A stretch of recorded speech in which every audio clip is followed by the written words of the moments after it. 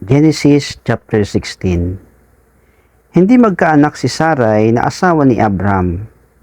Ngunit mayroon siyang aliping babae na taga-Ehipto na ang pangalan ay Hagar.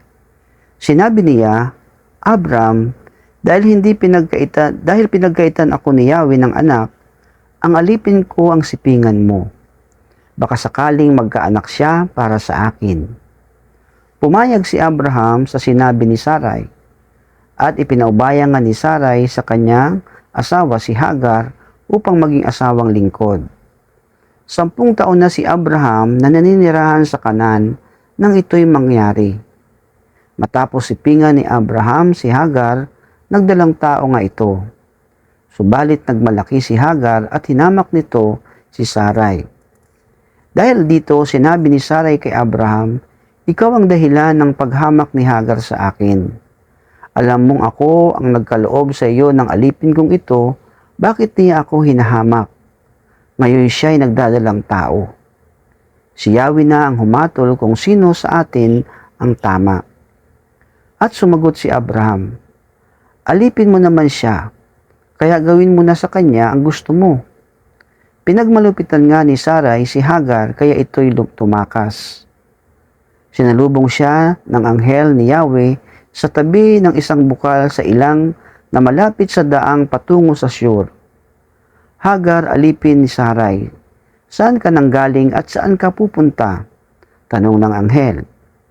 Tumakas po ako sa aking Panginoon, ang sagot ni Hagar. Sinabi ng anghel, magbalik ka at muling magpasakop sa kanya. Mga anak mo'y aking pararamihin, at sa karamihay di kayang bilangin. Di na magtatagal ikay magsisilang, Ismael ang sa kanya ay iyong ipangalan.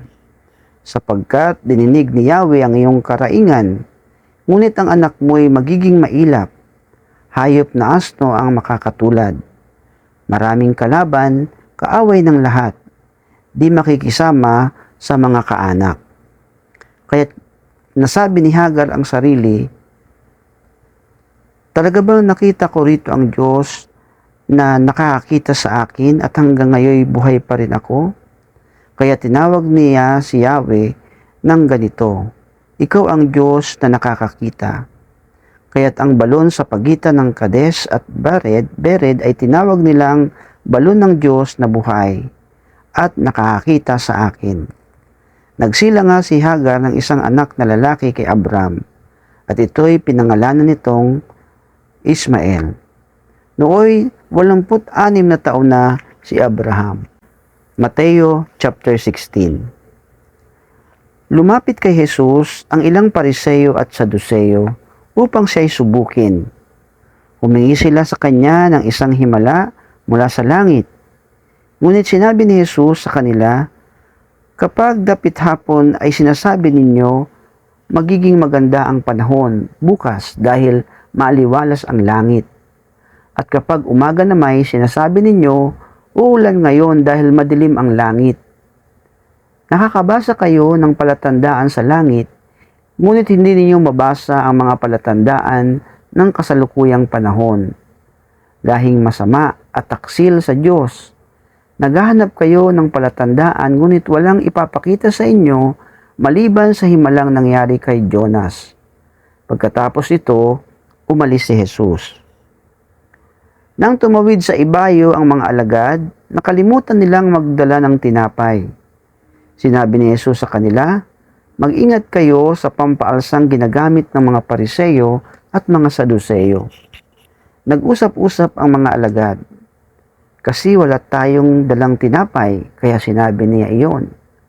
Alam ni Jesus ang pinag-uusapan nila, kaya't sila'y tinanong, bakit ninyo pinag-uusapan kayo walang dalang tinapay? Napakaliit ng iyong pananampalataya. Wala pa ba kayong pagkaunawa hanggang ngayon? Nakalimutan na ba ninyo kung paanong pinaghati-hati ang 5 tinapay para sa 5,000 tao? Ilang kaing ng tinapay ang lumabis. Gayon din ang 7 tinapay para sa 4,000. Ilang kaing na tinapay ang lumabis. Hindi tungkol sa tinapay ang sinasabi ko nang sabihin ko sa inyong mag-ingat kayo sa pampaalsang ginagamit ng mga Pariseo at mga Saduceo. Hindi ba niyo maunawaan ito?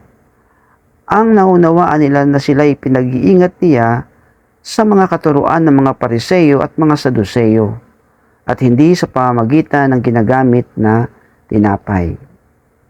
Nang dumating si Jesus sa bayan ng Cesarea sa Pilipos, tinanong niya ang kanyang mga alagad, ano ang sinasabi ng mga tao patungkol sa anak ng tao? At sumagot sila, ang sabi po ng ilan, kayo si Juan na tagapagbautismo. Sabi po naman ng iba, kayo si Elias. At may nagsasabi pong kayong si Jeremias o isa sa mga propeta. Tinanong ulit sila ni Jesus, ngunit para sa inyo, sino ako? Sumagot si Simon Pedro, kayo po ang Kristo, ang anak ng Diyos na buhay. Sinabi sa kanya ni Jesus, mapalad ka, Simon na anak ni Jonas, sapagkat ang katotohanan ito'y hindi inihayag sa inyo ng sinumang tao, kundi ng aking Ama na nasa langit. At sinasabi ko sa iyo, ikaw ay Pedro, at sa ibabaw ng batong ito ay itatayo ko ang aking iglesia, at ang pintuan ng daigdig ng mga patay ay hindi magtatagumpay laban sa kanya. Ibibigay ko sa iyo ang mga susi ng kaharian ng langit. Ang ipagbawal mo sa lupa, ipagbabawal sa langit. At ang ipahintulot mo sa lupa, ay ipahihintulot din sa langit. At mahigpit niyang inuutos sa kanyang mga alagad na huwag sabihin kanino man na siya nga ang Kristo. Mula noon ay ipinaalam na ni Jesus sa kanyang mga alagad ang nangyayari sa kanya. Sinabi niya, dapat akong magtungo sa Jerusalem at magdanas ng maraming hirap sa kamay ng mga pinuno ng bayan, mga punong pari at mga tagapagturo ng kautusan. Ako'y papatayin, ngunit sa ikatlong araw, ako'y muling mabubuhay. Dinala siya ni Pedro sa isang tabi at sinimulang pagalitan. Panginoon, huwag nawang itulot ng Diyos. Kailan may hindi iyan mangyayari sa inyo? Ngunit hinarap siya ni Jesus at sinabihan, umalis ka sa harapan ko, Satanas. Hadlang ka sa aking landas. Ang iniisip mo ay hindi sa Diyos kundi sa tao. Sinabi ni Jesus sa kanyang mga alagad, ang sinumang nagnanais sumunod sa akin ay kinakailangang itakwil niya ang kanyang sarili. Pasanin ang kanyang krus at sumunod sa akin. Ang naghahangad na maligtas ng kanyang buhay ay mawawala nito. Ngunit ang mawala ng kanyang buhay alang-alang sa akin ay magkakamit nito. Sapagkat ano ba ang mapapala ng isang tao, makamtan man niya ang buong daigdig, ngunit mapapahamak naman ang kanyang sarili. Ano ba ang maibabayad ng isang tao para mabawi niya ang kanyang buhay? Sapagkat darating ang anak ng tao na kasama ang kanyang mga anghel at taglay ang dakilang kapangyarihan ng kanyang ama. Sa panahong iyo'y gagantimpalaan niya ang bawat tao ayon sa ginawa nito. Tandaan ninyo, may ilan sa inyong naririto na hindi mamamatay hanggat hindi nila nakikita ng anak ng tao na dumarating bilang hari.